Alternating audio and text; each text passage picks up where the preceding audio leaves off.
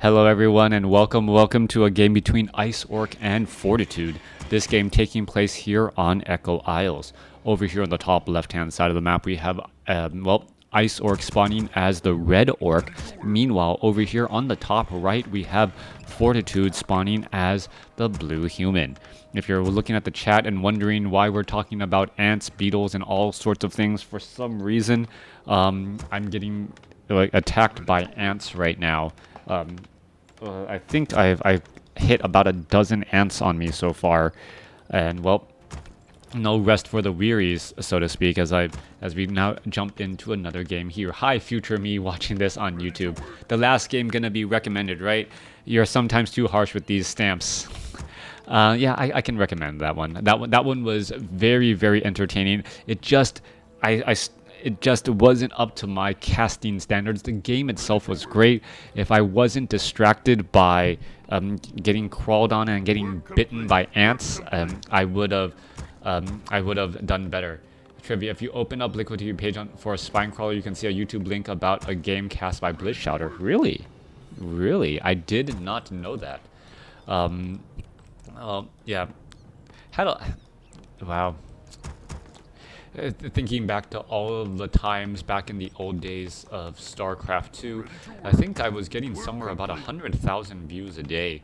Back during the StarCraft 2 beta during Wings of Liberty was a lot of fun. Was able to produce a lot of content, and even then I didn't think my casting was particularly good, but still was being followed. So definitely want to thank everyone for that time then. During that time, it really paid for daycare. That's really what casting helped me do. It helped me pay for daycare, since I wasn't as set with my career.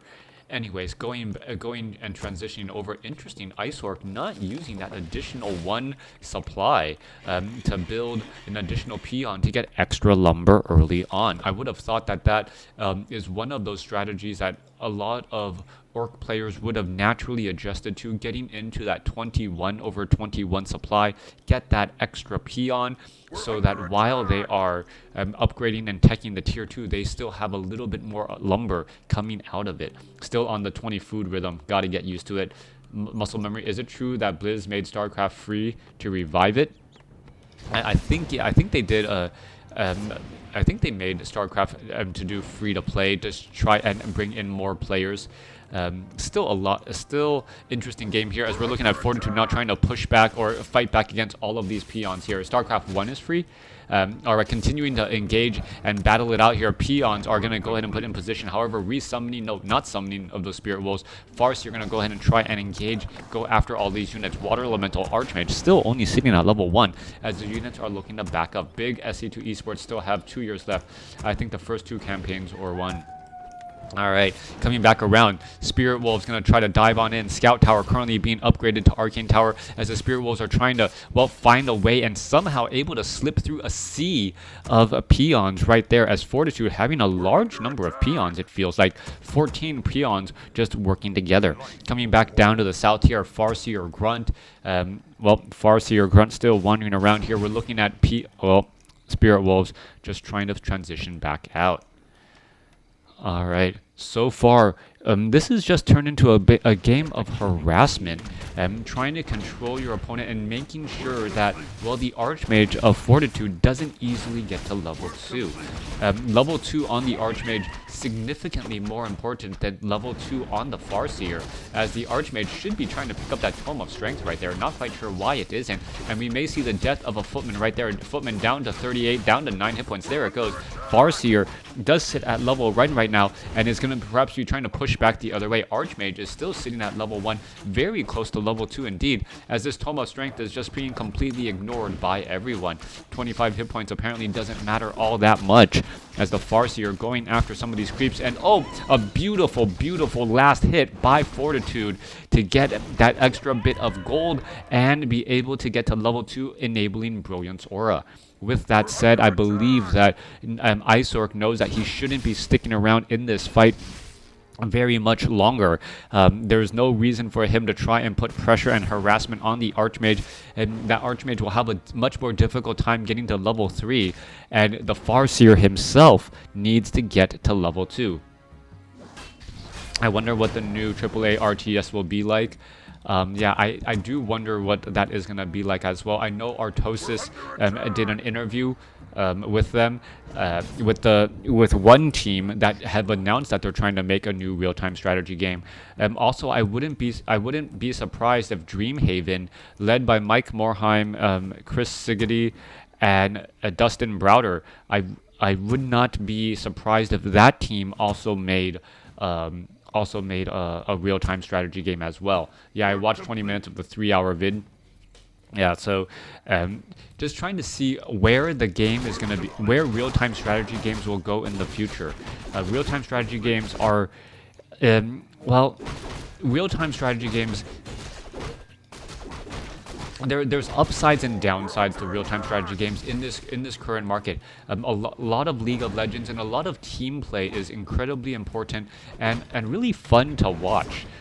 Even back in the WarCraft 3 days, the most popular ladder was actually, I believe, random team 3s. So if you think about it that way, even back then, WarCraft 3, the majority of the players liked to play a game where if you lost, well, you can at least just blame your opponent.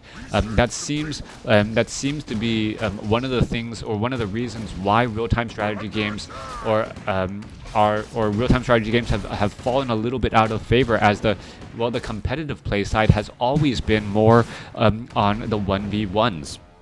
Yeah, trying to see 2v2. Could you imagine if there was like team WarCraft 3 play, like where it's 3v3 versus 3v3? And that's how the WarCraft 3 professional scene was. That'd be really interesting. Well, real-time strategy can be played in teams as well. I bought WarCraft 3 the first day. Had to trade in a bunch of old games for it. Yeah, I remember buying WarCraft 3 Reign of Chaos at a midnight launch event in San Diego at a Fry's, and just being so happy. And just being able to play that game. I remember watching the chains bounce up and down through the navigation menu and being like, oh my gosh, this game looks so smooth. What did Blizzard, hopefully the game will be great, and I just absolutely loved it.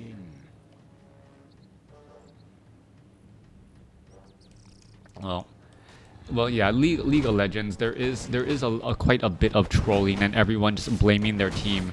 Trying to be a positive player as opposed to being a troll.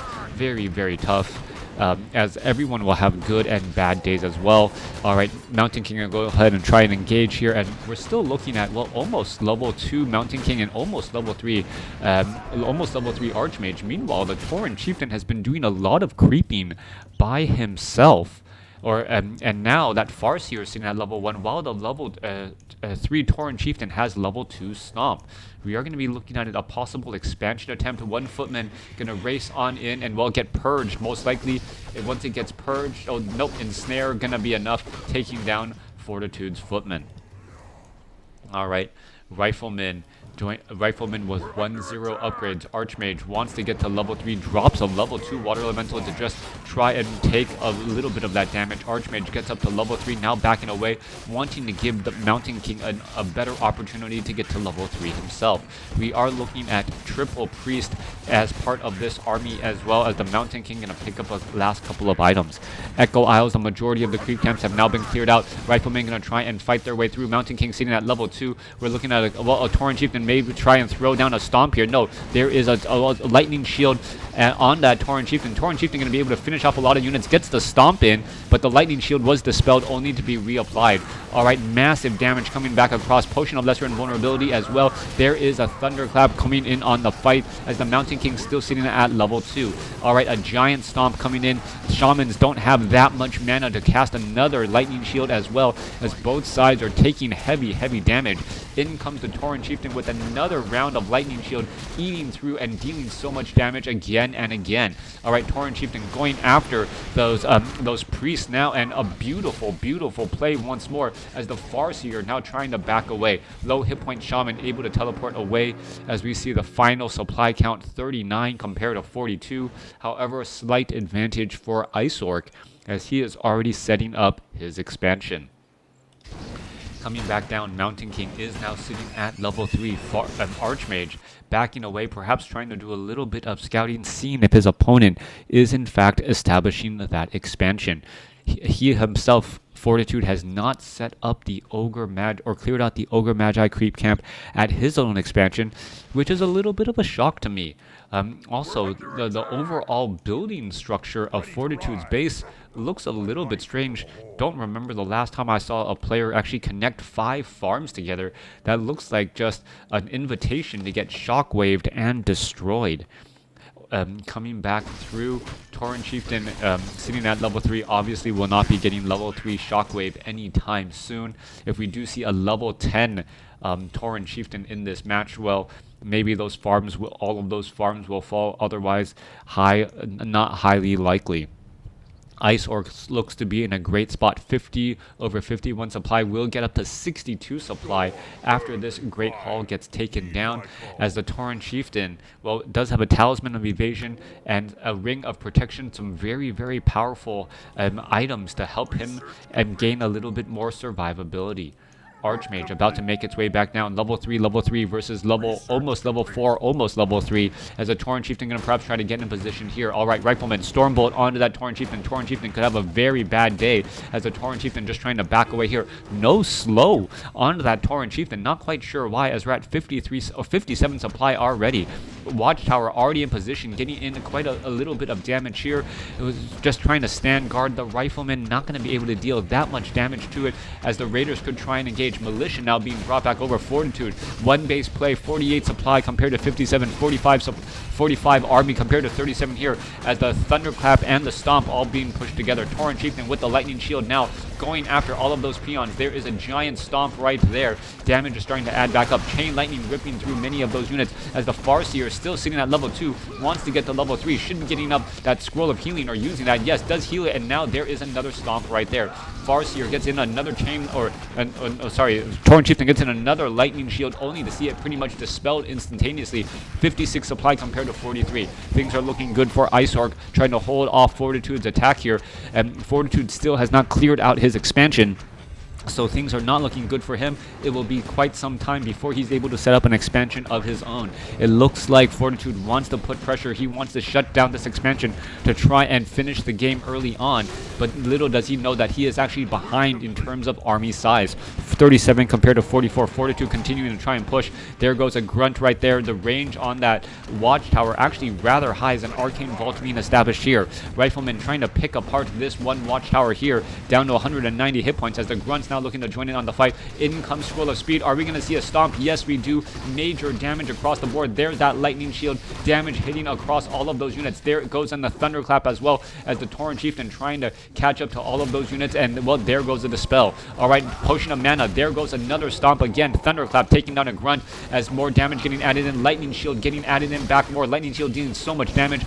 And, well, the Priest are constantly trying to dispel that Lightning Shield. The downside is that they end up having less mana. 42 supply compared to 49. The Thunderclap of that Mountain King still dealing massive damage across all of these units, and still slowing things up quite a bit, as the Tauren Chieftain still has a Potion of Healing for good measure.